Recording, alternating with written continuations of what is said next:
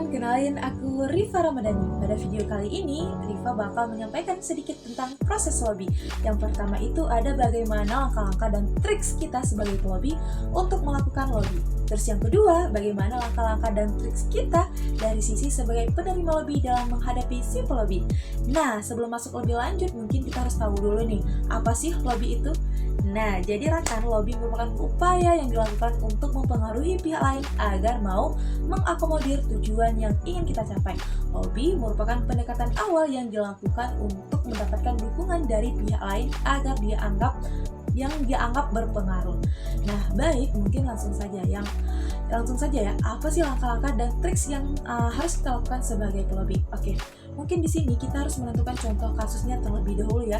Misalnya nih, di sini Rifa mengambil contoh kasus pembangunan infrastruktur oleh masyarakat desa kepada kepala desa atau badan permusyawaratan desa yang biasa disingkat dengan BPD.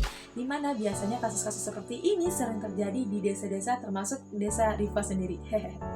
Baiklah, sebagai pelobi nih, yang pastinya yang pertama kita harus memiliki yang namanya itu persiapan.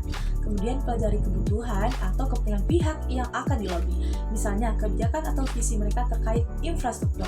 Kemudian kumpulkan data yang relevan seperti manfaat ekonomi, dampak sosial, atau kebutuhan masyarakat yang mendukung. Misalnya nih, masyarakat desa meminta pembangunan kamar mandi bagi warga yang kamar mandinya sudah tidak layak atau apapun itu bebas pokoknya. Maka kita harus mengumpulkan data yang relevan seperti siapa saja yang benar-benar berhak mendapatkan pembangunan infrastruktur tersebut. Terus yang kedua, membuat proposal yang kuat. Buat proposal yang jelas, terstruktur dan menarik. Pastikan mencakup deskripsi proyek, manfaat proyek bagi penerima lobby dan masyarakat, analisis biaya dan pendanaan yang diperlukan, rencana pelaksanaan, tambahkan infografis statistik atau studi kasus serupa untuk memperkuat argumen. Nah, yang ketiga, menentukan target lobby. Identifikasikan pihak yang memiliki kewenangan atau pengaruh terhadap persetujuan. Seperti pada kasus yang Rifa ambil tadi, jadi yang menjadi target lobby adalah kepala desa. Terus yang keempat, membangun relasi, cari momen untuk berdiskusi, serta mencari koneksi bersama orang-orang yang berkaitan dengan proyek. Gunakan media informal seperti media sosial atau email untuk mengatur pertemuan. Terus yang kelima, mengatur pertemuan. Susun agenda pertemuan dengan jelas termasuk poin-poin utama yang ingin disampaikan. Terus kemudian berikan cuplikan proposal atau materi presentasi sebelum pertemuan untuk mempersiapkan penerima lobby. Terus yang keenam, saat berjumpa dengan penerima lobby, tunjukkan profesionalisme dan empati. Fokus tentang tujuan, jelaskan proposal secara singkat namun detail. Fokus pada nilai tambah bagi si penerima lobby. Kemudian, dengarkan tanggapan dan siap untuk menjawab pertanyaan atau memberikan solusi atas kekhawatiran mereka. Nah, ada pun trik pentingnya nih kita sebagai pelobi nih. Yang pertama tuh kita harus bisa tunjukkan kepercayaan diri dan kredibilitas. Kemudian fokus pada win-win solution, tekankan manfaat bagi kedua pihak, serta jaga hubungan baik meski hasilnya belum sesuai dengan harapan untuk peluang kita di masa depan. Jadi itulah dia langkah-langkah dan trik yang bisa kita lakukan sebagai penerima lobby ini. Nah, selanjutnya nih, misalnya kita sebagai penerima lobby, bagaimana sih cara kita menghadapi si pelobi? Nah, jadi langkah-langkah untuk menyikapi si pelobi, yang pertama, kita harus menyambut pelobi dengan terbuka. Dengarkan penjelasan pelobi tanpa prasangka, biarkan pelobi menyampaikan maksud dan tujuan mereka sepenuhnya sebelum kita memberikan tanggapan. Terus yang kedua, setelah pelobi menyerahkan proposal dan menyatakan tujuannya, maka kita harus memahami isi proposal tersebut. Teliti proposal yang diajukan apakah sesuai dengan visi, misi, atau kebutuhan, apakah data dan argumen yang disampaikan masuk akal. Kemudian ajukan pertanyaan kritis untuk memastikan informasi dan potensi dan manfaat dari permohonan tersebut.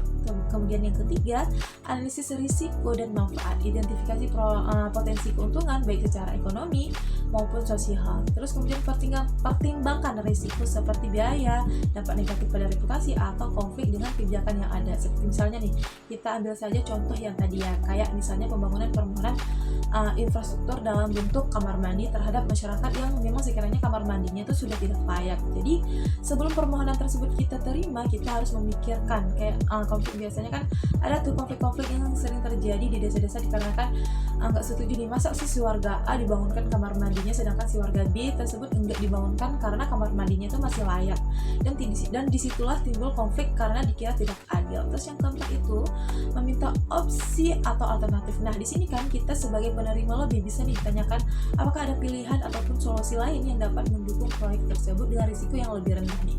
Nah kemudian diskusikan persyaratan khusus yang Anda inginkan agar proyek tersebut sesuai dengan kebutuhan. Terus yang kelima tuh melibatkan pihak ketiga sesuai dengan contoh kasus yang tadi. Di sini kita bisa sebagai penerima bisa melibatkan beberapa perangkat desa lainnya dan kemudian melakukan diskusi terlebih dahulu nih sebelum menyetujui permohonan pembangunan infrastruktur tersebut. Terus kemudian yang terakhir nih memberikan keputusan ataupun respon. Jika kita menyetujuinya, pastikan ada kesepakatan resmi tertulis seperti kontrak atau MOU. Jika menolak, sampaikan alasan dengan diplomasi untuk menjaga hubungan baik. Nah, ada trik penting nih untuk kita sebagai penerima lobby. Yang pertama tuh jangan terburu-buru memberikan keputusan, pastikan semua data lengkap dan terpercaya. Kemudian jaga transparansi dan hindari konflik kepentingan, serta fokus pada dampak jangka panjang daripada keuntungan sesaat. Oke. Nah, jadi dengan kedua perspektif tadi nih, proses lobby dan penerimaan lobby dapat berlangsung dengan profesional dan menghasilkan keputusan yang optimal. Nah, mungkin itulah tadi langkah-langkah yang bisa dilakukan oleh seorang pelobi atau penerima lobby terhadap contoh kasus permohonan pembangunan infrastruktur. Mungkin itu saja video kali ini. Thanks for watching. Bye-bye. Sampai jumpa.